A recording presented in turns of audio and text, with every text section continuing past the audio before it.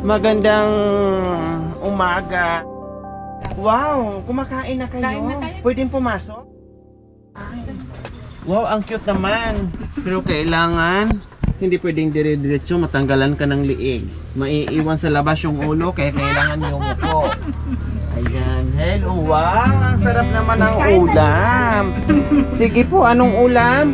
May papaya. So, papaya na bagoong. Wow, ano yung isa? Yung parang crabs. Saan po galing yan? Huli nyo sa ilog? Ilog.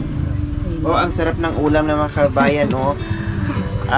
Papaya, masustansya, plus meron silang parang crabs na galing sa ilog.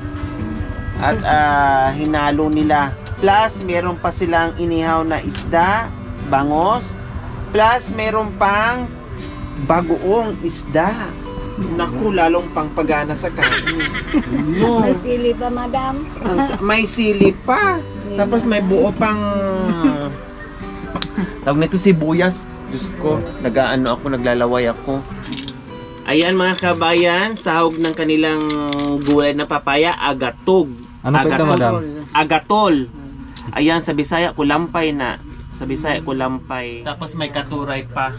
Ito yung masarap mga kabayan. Pag meron tayong kapirasong lupa sa paligid ng ating bahay, no, wag natin palalampasin, magtanim tayo ng sari-saring gulay para pag walang ulam, wala kang pambili ng isda, meron kang pipitasin, meron ka ng masustansyang ulam.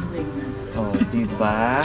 O, kumusta? Anong pangalan ni nanay? Rot, madam. Si Nanay Rot? Ilang taon na po si Nanay Rot? Mag-62 na, madam. 62, senior na si tatay. 62. 64, and anong pangalan niyo po? Rolando Arillaga. Si Tatay Rolando. O ilan po ang anak niyo? 62, madam. 7. Kumusta po ang Yung Ah. anim, asawa na.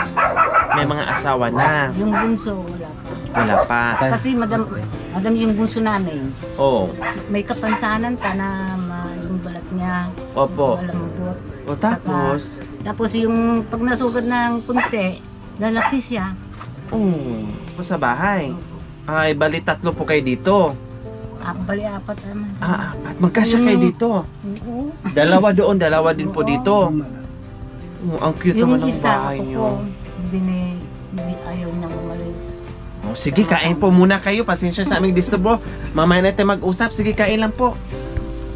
So, mamaya na natin kausapin, no? Kasi nag-aantay yung grasya. Kakain po muna si Nanay Rot and... So, ayan na po mga kabayan. Tapos na po kumain si Nanay Rot and Tatay Orlando. O, kumusta po yung trabaho natin, Tatay Orlando? Ano pong trabaho niyo po? Magsasaka lang. Sa bukid. Tulad na, anong ginagawa niyo po sa bukid? Palay. Balay. Palay. Wow, magtatanim, mag-aani. Tanim ng tarong, kamatis. Yun po yung mga pananim nyo. Sarili nyo pong sakahan. Hindi. Kaya pala, Pagkitalunan lang. kaya pala mayroon kayong mga sibuyas. Ayan po, oh. At yun, marami pa. Tapos may mga talong kayo, may mga kamatis kasi may sarili kayong pananim. Tapos, binibinta nyo pag naka-harvest na kayo. Anong trabaho ng mga anak nyo po? Nag-ano sila man, nag-teaser, nagraraop, gano'n. Sa bukid din lahat ng bukid mga din anak yan. nyo, nanay nagtatrabaho.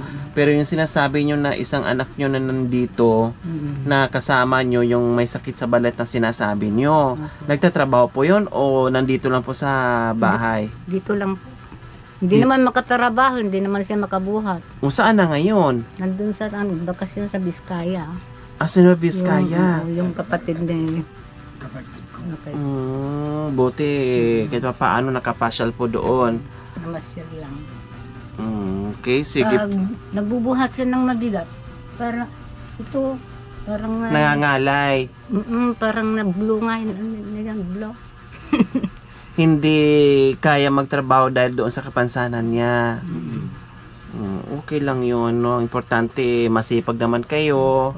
At nakakaraos naman sa araw-araw, no? At hindi nawawalan ng pananim si tatay o kayo.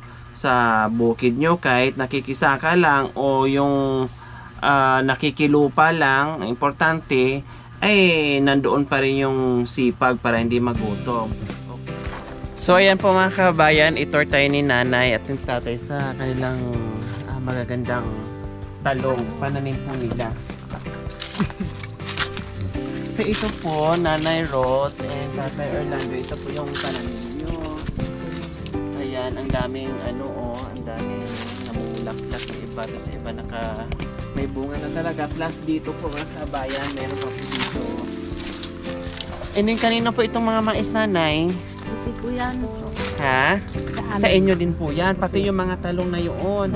Wow, ayun po mga kabayan, no? Plus ito, ano po ito is? Kalabasa. Kailang wala pa pong bunga. Nasaan na yung mga kamatis nyo, Nanay? Ayun. Ayun, pati yung mga kamatis, ayun pala, mga kabayan.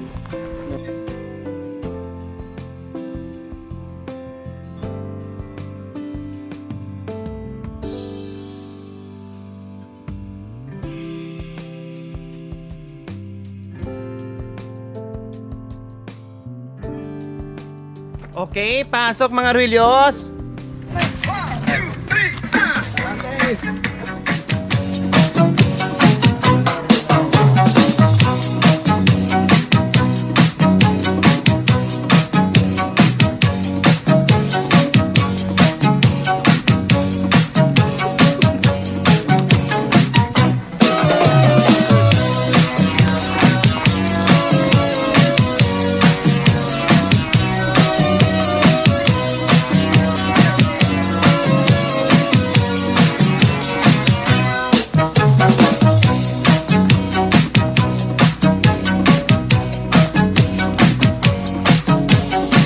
Tama-tama po Nanay Roth. Okay, maraming salamat po mga Ruilyos. Ayan, kahit pa paano napasayaw natin at napangiti natin yung ating mga seniors.